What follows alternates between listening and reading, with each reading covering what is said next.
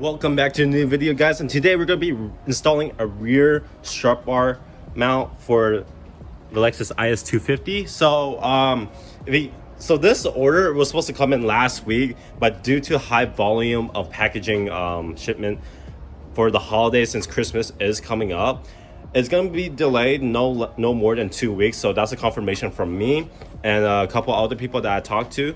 So if you guys order your package within the month of December, expect at least a 2 weeks wait for your package to come in. Just saying that, just putting that out there right now. So yeah, this package technically took 2 weeks, and I ordered the front one as well, and that's gonna be taking another 2 weeks to come. So that's probably gonna come in like the end of December or probably the first week of January. So to install this rear strut bar mount is kind of pretty much, a little complicated, but at least it's kind of straightforward, right? So the top hat mounts are located on this section right here, and then right here as well.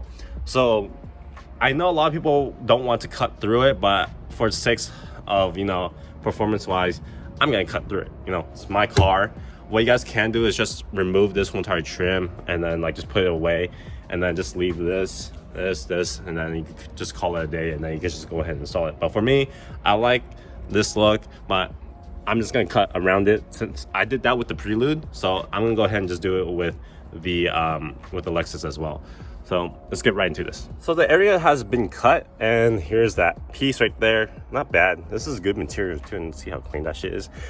But since it's cut, we're gonna see how it fits to make sure it is a proper one. Yep, the holes and the bolts lines up, which is good.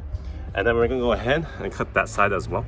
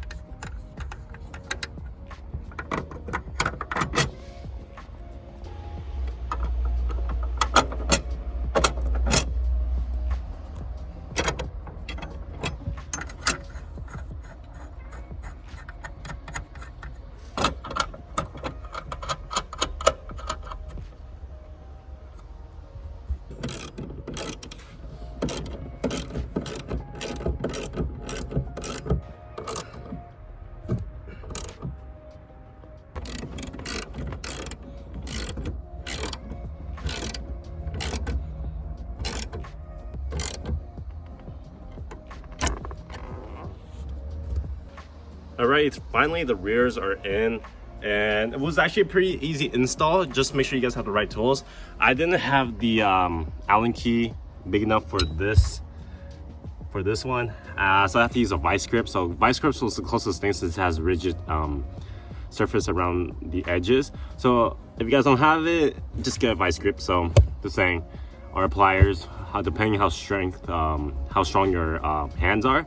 So that's the last resort if you guys need to. Overall, I kind of hate how there's that cutout, but I think there's a possibility you just cover it up if you want to.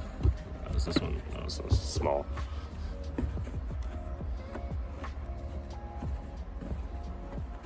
I mean, I'm just gonna leave it like that. There's no point in going back, but so that's how it's gonna look. It looks pretty aggressive, not gonna lie, but it actually does serve a purpose. So whenever you corner, it helps the frame or the body of the car from flexing. So because since there's no other like strut bar compared to the TL strut mounts are like mounted to the top right there. So this whole entire bracket was the, like, you know, pretty much the strut bar for it. So the rears never really needs it until the front needs it. So, but since this one's like located right here, it really needs it. I'm just gonna put that out there. Although you're gonna be adding a little bit more weight to the car with adding like these like strut bars, but it actually serves a purpose for handling purposes only. So I hope you guys enjoyed today's video. I'll put the link of this item down in the description below. So hope you guys enjoyed, and tune in for the next video once the front one comes in.